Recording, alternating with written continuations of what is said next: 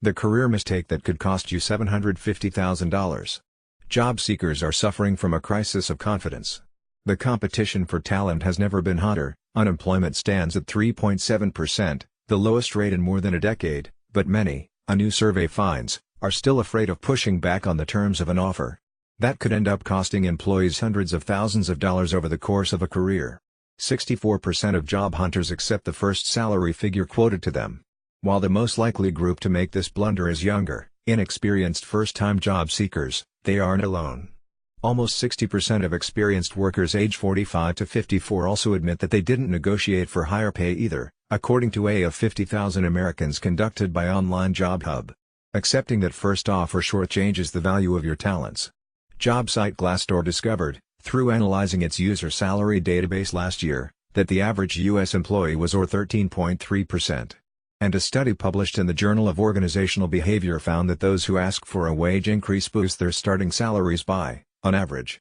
Consider that all cost of living raises and future promotions will be based on that starting sum, and it becomes clear that it's not just $5,000 you're missing out on.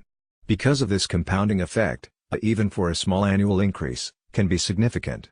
For instance, someone who negotiated their salary up from $40,000 to $45,000 and enjoyed an annualized rate of growth of 5% over a 45-year career would earn about $750,000 more during their lifetime than if they'd stuck with that first offer, according to calculations conducted by ZipRecruiter.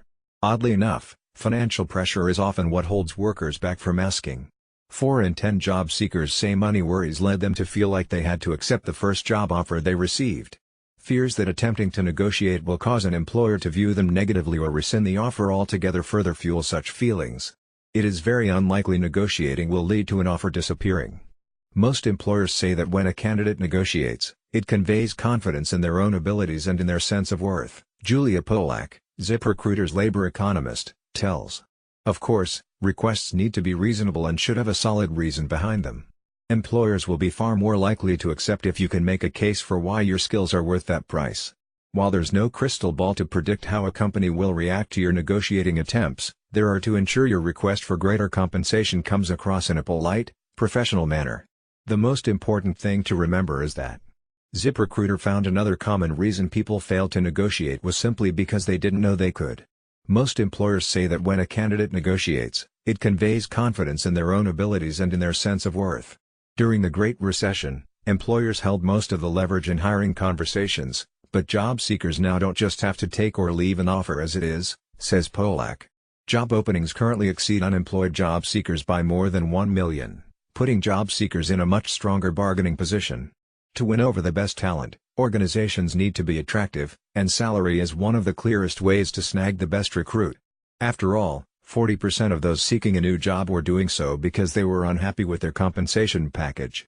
Job seekers have more leverage than they understand or are aware of, says Polak.